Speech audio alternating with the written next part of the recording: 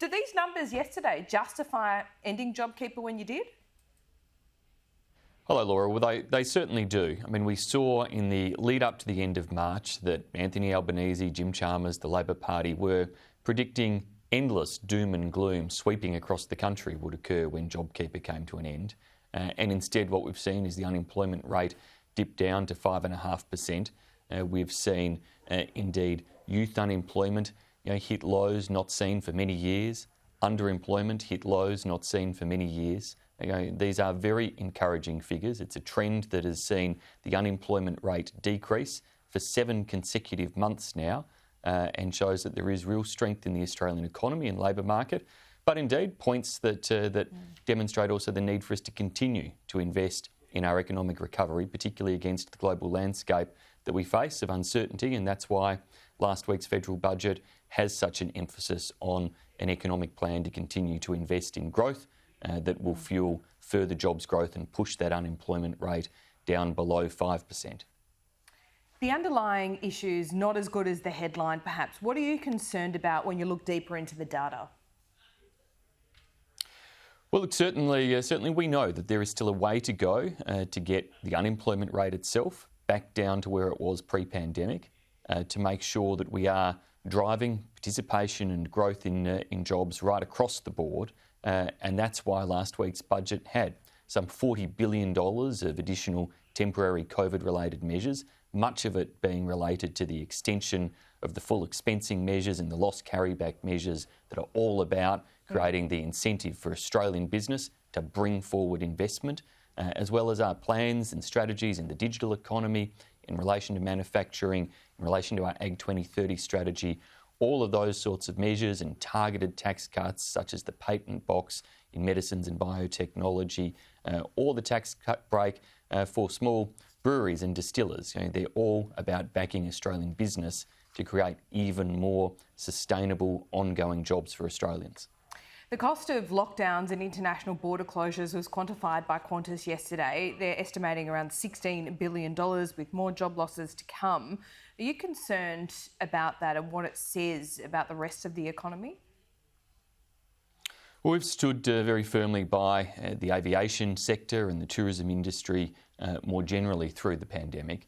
What we've also seen, though, is that many Australians have been able to adapt their businesses, sometimes shift their jobs, and that's what's giving us such low unemployment figures that are so strong relative to the rest of the world. Now, the most important aspect of continuing Australia's current economic strength in the midst of a global pandemic is the continued successful suppression of COVID across Australia. And so that's why a cautious approach to international borders is crucial. I know that that causes difficulty in some parts of the aviation and tourism industry, but for other parts of the aviation and tourism industry, for domestic travel, which is currently booming, it is so crucial that we maintain that suppression of COVID right across the country so that we can continue to see Australians moving in such significant numbers. And Qantas forecasting yesterday that they expect to see that domestic travel back up towards the 95% of pre-COVID levels, assuming no further major outbreaks. Yeah, but that's predicated on the government's assumptions that the borders might open up in December. There's no guarantees there. No, Qantas is talking about getting back to that 95% on the basis of domestic forecasts. Sure, but if you get and there not being further outbreaks of COVID. If you get vaccinated in this country, you are not even guaranteed of freedom of movement here without the threat of lockdown. Isn't that right? Oh, Laura, states and territories will make different decisions dependent upon the risk that occurs. What we are putting first and foremost is keeping COVID out of the country and maintaining that suppression while the vaccine continues to be distributed across the country. And well, so, you talk about suppression. The vaccine has been proven to prevent death, reduce the risk of transmission and much of the available evidence, but still Australia is not going to open up anytime soon.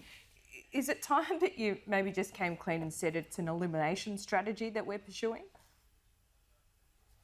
Well, look, it is certainly a case that we want to have as few cases of COVID as possible because that's the way we keep our economy as open as possible.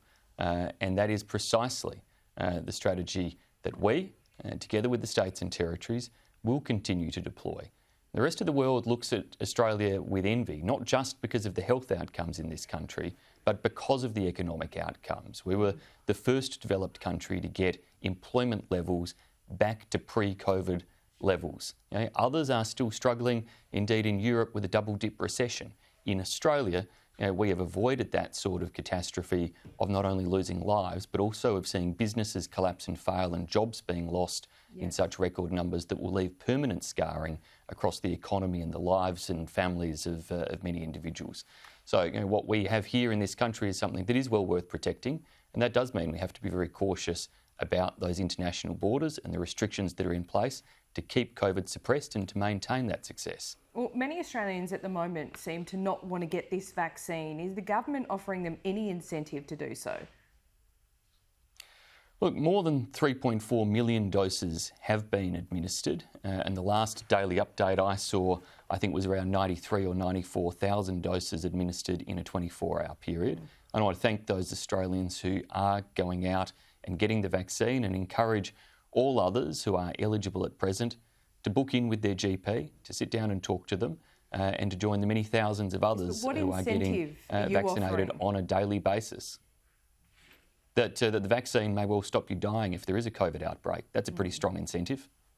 Yes, but you've got the borders closed, so that risk seems minimal, and you can't even guarantee freedom of movement within Australia. Is it time you put forward that emergency National Cabinet meeting once again to get all the premiers on board? No, look, we're going to push on with the vaccine rollout. That is, as I say, seeing strong growth in the vaccine take-up. The first million doses was administered in about 46 or 47 days. The second million doses was administered in just 19 days. The third million doses in just 17 days. And the vaccine take-up in Australia has been gathering pace. Yes, there are some Australians who have concerns and are reluctant, which is why we encourage them to sit down and talk to their GP. But the reason to get vaccinated, first and foremost, is because it can potentially save your life, because it can potentially stop you from facing serious illness. And that is what GPs are best placed to talk people through. We certainly don't anticipate Australia being closed forever or being able to suppress COVID forever under these sorts of circumstances. That's why people getting vaccinated is important, and it's why we've got 195 million doses of the vaccine contracted for Australia, and we will see more of those other vaccines of the Pfizer and Moderna becoming available right throughout the second half of this year. I guess many of your own supporters would be thinking, what remaining conservative principles is this government living by? Because we're looking at big spending, big government. I can't think of a government in recent memory that has loomed so large in people's lives.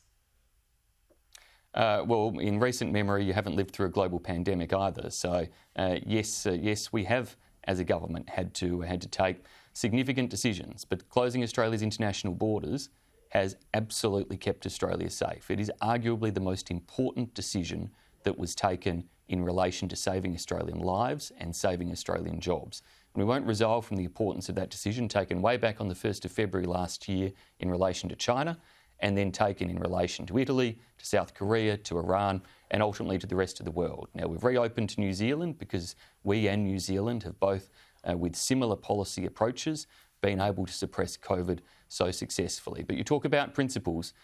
Ours is still a government of lower taxes, a government that is in this budget identified tax breaks for low and middle income Australian families, for Australian businesses who are making investments, for Australian innovators in the medical technology sector, for start-up Australian businesses and craft breweries and distillers, for employee share schemes.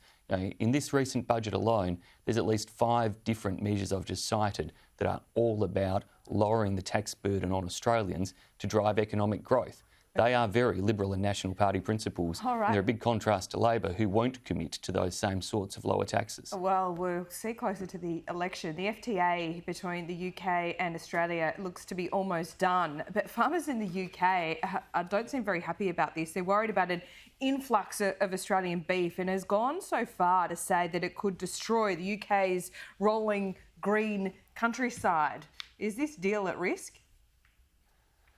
Well, look, I trust that the UK will live up to the free trade rhetoric that they have pushed right through the Brexit process, and that their ambitions that they have stated they have to want to do deals with the rest of the world.